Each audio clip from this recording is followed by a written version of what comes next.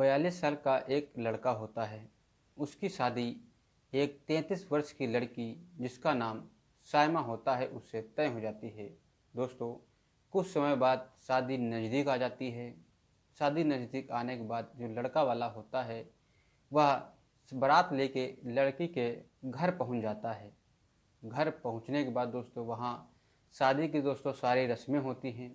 रस्में होने के बाद बाराती जो होते हैं सारे खाना खाते हैं। खाना खाने के बाद जो लड़की वाले होते हैं वह अपनी लड़की को जो है दूल्हे के साथ में विदा कर देते हैं। विदा करने के बाद जो लड़के के घर वाले होते हैं वहाँ दुल्हन आ जाती है और वहाँ पे शादी की सारी रस्में निभाई जाती हैं। दोस्तों, शाम का समय था।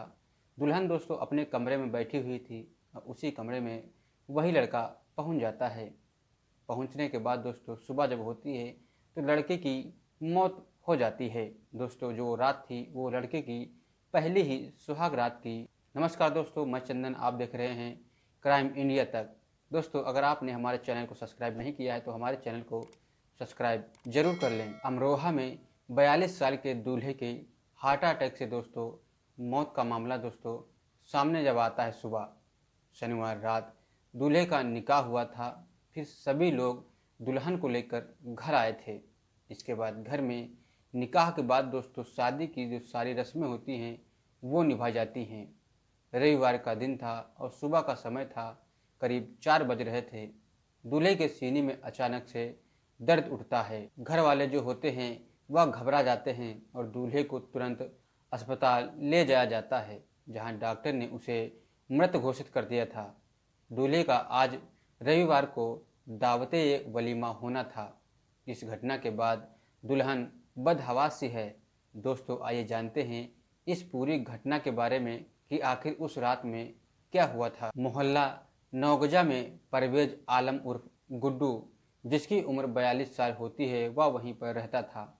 उसके साथ 2 भाइयों पप्पू और असलम भी उसी घर में रहा करते थे। परवेज के माता पिता की पहले ही मौत हो चुकी थी। परवेज की जामा मस्जिद रोड पर किताबों की दुकान थी। तीनों भाई उसी दुकान पर बैठकर काम किया करते थे। माता पिता की मौत के चलते परवेज की जो शादी होती है वह काफ़ी लेट में होती है। कुछ समय पहले परवेज का निकाह बड़ा दरबार के रहने वाले मोहम्मद अहमद कादरी की बेटी सायमा कादरी से तय होती है, जिसकी उम्र करीबन 33 साल बताई जाती है। इसके बाद शनिवार शाम करीब 6 बजे परवेज अपने घर से बारात लेकर मोहल्ला नई बस्ती के दुल्हन बैकवेट हॉल पहुंच जाता है। इसी बैकवेट हॉल में रविवार को परवेज और सायमा का वलीमा रिसेप्शन भी किया जाता है। बारात जाने के दौरान दूल्हे के दोस्तों ने जमकर डीजे पर डांस किया। इसके बाद बैकवेट हॉल में खाना पीना भी खाया। फिर काजी ने परवेज और सायमा का निकाह पढ़ा। दोनों ने कबूल भी कहा था। इसके बाद रात करीब 1 बज रहा होता है। परवेज दुल्हन को विदा कराकर अपने घर ले आता है। घर में निकाह के बाद होने वाली सारी रस्में जो होती हैं वह हो रही होती हैं। रिश्तेदार जो होते हैं और उनके परिवार वाले होते हैं वो बहुत ही खुश थे। हंसी मजाक की बातें भी हो रही थी। सुबह का करीब 4 बजे का वक्त था। परवेज दुल्हन के कमरे में था। दोस्तों, उसके सीने में अचानक से दर्द होता है और उसको घबराहट सी महसूस होती है। उसकी तबीयत दोस्तों बिगड़ने लगती है। ये बात उसने अपने परिजनों को बताई थी।